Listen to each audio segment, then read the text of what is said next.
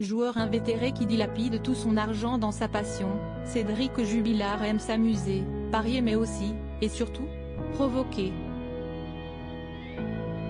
À 34 ans, le mari de celle qui a disparu depuis le mois de décembre 2020, Delphine, accumule les coups d'éclat, quel que soit le contexte. Mais il en est un qui révèle une facette manipulatrice du principal suspect dans l'affaire. Dans Libération, l'attention est portée notamment sur sa relation avec un couple de voisins en particulier. Un ouvrier du lotissement dans lequel les Jubilard habitent est accusé d'avoir volé une plaque de fer dans un atelier du coin par des proches de Séverine, la nouvelle compagne de Cédric.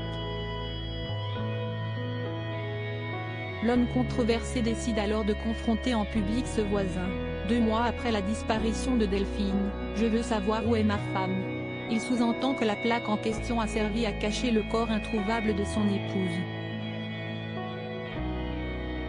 Une dispute éclate que le présumé coupable enregistre soigneusement, fait passer à sa compagne qui la transmet au magazine spécialisé dans les sombres faits divers, Nouveau Détective.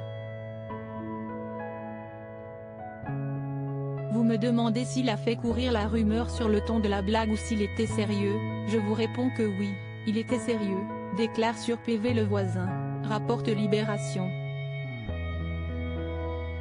Pourquoi avoir choisi de traîner dans la boue cet homme? Certainement parce que sa femme Elena, le prénom a été modifié, est une amie de Delphine, dont Cédric s'est souvent moqué avant de les mépriser.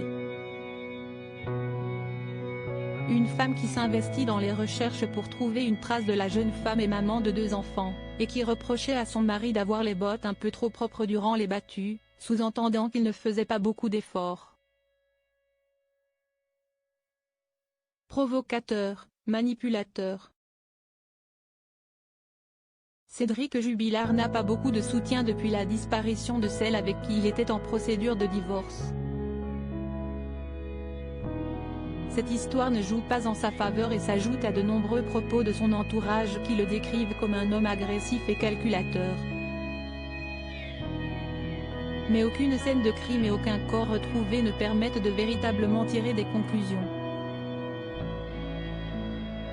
Cédric Jubilard reste présumé innocent des faits qui lui sont reprochés jusqu'au jugement définitif de cette affaire.